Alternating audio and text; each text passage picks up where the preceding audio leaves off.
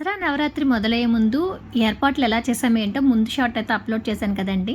దసరా రోజు ఉదయమే అయితే నైవేద్యానికి కావాల్సిన అన్నీ అయితే వండేసానమాట. పులిహోర, దద్దోజనం, చక్కెర పొంగలి, చలివిడి, వడపప్పు, బూరెలు, గారెలు, పానకం, కుడుములతో అయితే నైవేద్యాలు సిద్ధం చేశానండి. అలాగే పూజకు కావాల్సిన పూజా సామాగ్రి అంతా కూడా సర్దేసుకున్న తర్వాత ముందుగా మన ఇంట్లో అయితే దేవుడి మూల దీపారాధన అయితే చేశామండి. చిన్నమ్మవారి విగ్రహం ఉంది కదండి, చిన్నమ్మవారి విగ్రహం ఈరోజు పూజ అయిపోయిన తర్వాత ఇప్పుడైతే మండపంలోకి తీసుకెళ్తాను అనమాట. అందుకని చెప్పి ముందు ఇక్కడ నేను అమ్మవారికి అయితే నిత్యం నేను ఎలా పూజ చేసుకుంటానో అలా పూజ చేసుకున్నాను అనమాట.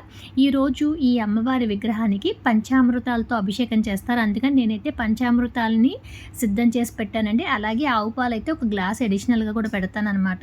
తర్వాత ఇదిగోండి చిన్నమ్మవారిని అయితే తీసుకుని మండపంలోకి అయితే తీసుకువెళ్తున్నాను అనమాట.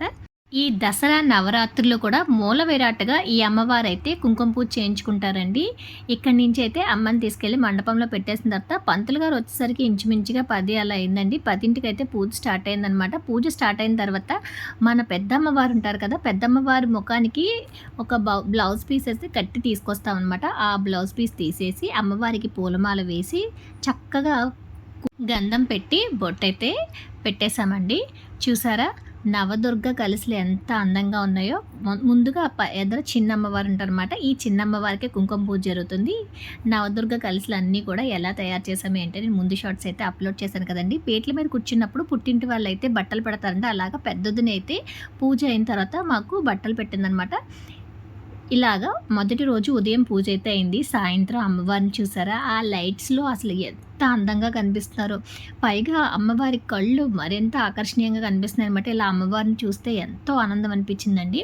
సాయంత్రం అయితే ఇంచుమించుగా 8:30 ఆ టైంకి అయితే పంతులు గారు వచ్చారనమాట. సాయంత్రం పూజ కూడా అయిపోయిందండి. సాయంత్రం పూజ అయిపోయిన తర్వాత అమ్మ వాళ్ళైతే పుట్టింటి బట్టలు పెట్టారనమాట. అందుకని చెప్పి అమ్మ మా ఇద్దరికి బట్టలు పెట్టించింది. మహాలక్ష్మి గారు, బుజ్జి గారు ఇద్దరు కూడా ఆ బట్టలు మాకు పెట్టారండి. ఇలా మొదటి రోజు పూజ సంపూర్ణం. Like, share, subscribe.